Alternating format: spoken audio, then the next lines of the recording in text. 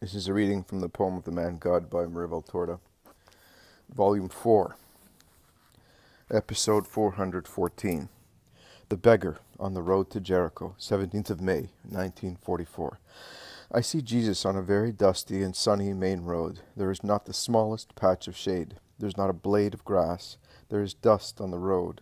There is dust on the waste country bordering on it. There are certainly none of the pleasant hills of Galilee, nor of the woody mountains of Judea, so rich in waters and pastures. The land here is not a desert by its nature, but only because man has made it so by leaving it uncultivated. It is a flat country, and I cannot see one hill, not even in the distance. As I am not familiar with Palestine, I cannot say which region it is. It is certainly one which I have never seen in previous visions. On one side of the road there are heaps of crushed stones, perhaps to repair the road, which is in a very bad state. At present one sinks into the dust. When it rains it must become a torrent of mud. I can see no houses, neither near the road nor far away. Jesus, as usual, is walking a few meters ahead of the apostles, who, hot and tired, follow him in a group. To protect themselves from the sun, they have pulled their mantles over their heads, and they look like a confraternity dressed in many-colored robes. Jesus, instead, is bareheaded. The sun does not seem to annoy him. He is wearing a white linen, short-sleeved tunic. It is very wide and loose. He is not even wearing his usual cord belt. His clothes are most suitable for this torrid place. His mantle also must be of the sky-blue linen, because it is very light and falls loosely over his body, which is thus less enveloped than usual. His shoulders are covered, but his arms are free. I do not know how he has fastened it to keep it thus. A man is sitting, nay, he is half lying on one of the heaps of crushed stones. He must be a poor beggar. His garment, so to speak, is a dirty, tattered, short tunic, which perhaps once was white, but now is the color of mud. He is wearing 2 shabby, worn-out sandals, 2 soles with holes held together with pieces of string. In his hands he has a stick made from the branch of a tree. He has a dirty bandage on his forehead, and another dirty rag, stained with blood, on his left leg, between his knee and hip. The poor fellow is emaciated, a heap of bones, dejected, dirty, hairy, uncombed. Before he invokes Jesus, Jesus goes to him. He approaches the poor wretch and asks him, "Who are you?" "A poor man, begging for bread." "Along this road?" "I am going to Jericho." "The road is a long one, and the country is depopulated." "I know, but the Gentiles who pass here are more likely to give me a piece of bread and a coin than the Jews from whom I have come." "Have you come from Judea?" "Yes, from Jerusalem, but I had to go a long way round to see some good people in the country, as they always give me something. Townsfolk don't give anything. There is no mercy there." "You are right. There is no mercy." "But you have mercy. Are you a Judean?" "No, I come from Nazareth." "Once the Nazarenes had a poor reputation, but now we must say that they are better than the people in Judea, even in Jerusalem. Only the followers of that Nazarene, who they say is a prophet, are good. Do you know him?" "And do you know him?" "No. I went there because, see, my leg is numb and contracted, and I drag myself along with difficulty. I am not fit to work, and I am dying of starvation and blows. I was hoping to meet him, because I was told that he cures whoever he touches. It is true that I do not belong to the chosen people, but they say that he is good to everybody. I was told that he was in Jerusalem for the Feast of Weeks, but I walked slowly, and I was beaten, and I was left suffering on the road. When I arrived in Jerusalem, he had left, because they told me that the Jews had ill-treated him as well." "And did they maltreat you?" "They always do. Only the Roman soldiers give me a piece of bread." "And what do the people in Jerusalem say of that Nazarene?" "That he is the Son of God, a great prophet, a saint, a just man." "And what do you think he is?" "I am an idolater, but I think he is the Son of God." "How can you believe that if you do not even know him?" "I know his works. Only God can be as good and speak words as he does." "Who told you of those words?"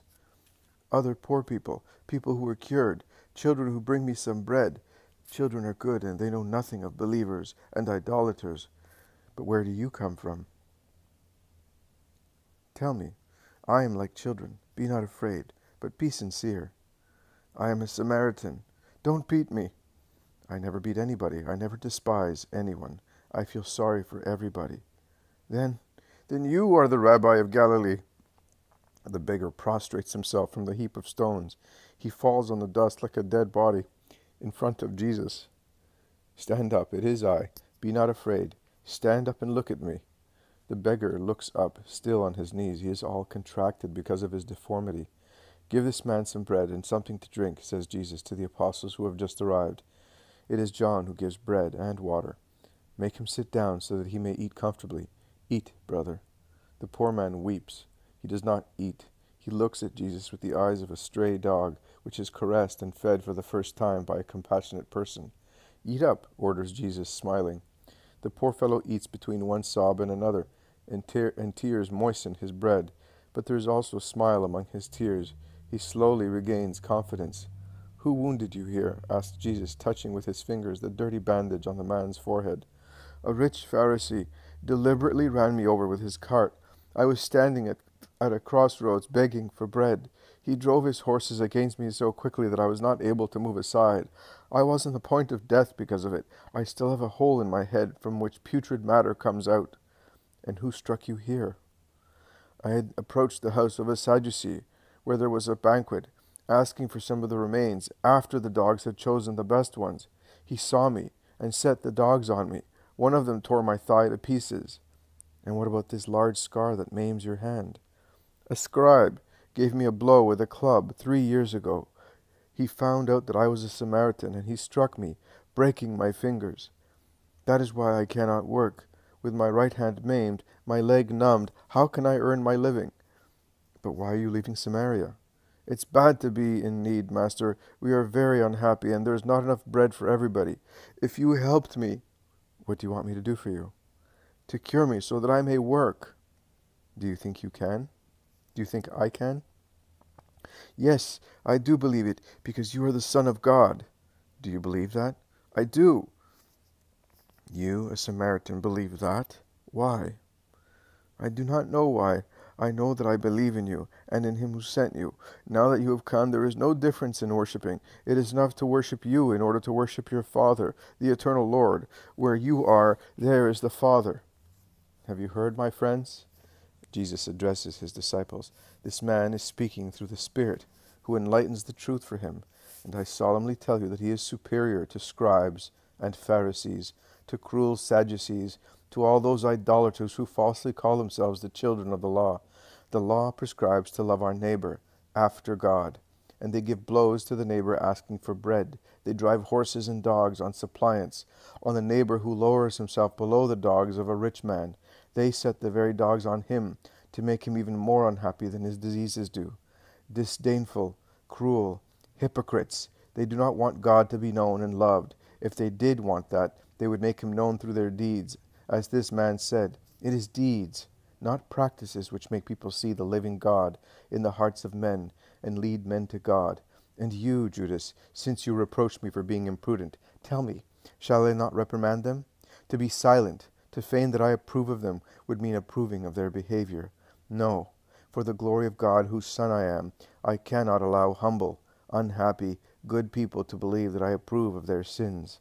I have come to make the Gentiles sons of God, but I cannot do that if they see that the children of the law, they call themselves so, but they are illegitimate children, practice a paganism more guilty than theirs, because these Jews have been acquainted with the law of God, and now, just like unclean animals, they spit the regurgitations of their satisfied passions on it. Am I to believe, Judas, that you are like them? You, who reproach me for the truth I speak, or must I think that you are worried about your own life? He who follows me must not be concerned with human worries. I told you, Judas, you are still in time to choose between my way and the way of the Judeans, whom you approve of, but consider that my way goes to God, the other to God's enemy. Consider that and make up your mind, but be sincere. And you, my friend, rise and walk. Remove those bandages. Go back home. You are cured because of your faith. The beggar looks at him, dumbfounded. He dare not stretch out his hand, but he tries. It is uninjured, exactly as his left one. He drops his stick, and pushing his hands on the heap of stones, he rises. He can stand. The paralysis contracting his leg is cured. He moves his leg, bends it, takes 1 step, 2, 3. He walks. He looks at Jesus with a cry and tears of joy. He rips off the bandage from his forehead. He touches the back of his head where the infected hole was. There is nothing. It is all cured. He tears the blood-stained rag off his leg. The skin is intact. "Master!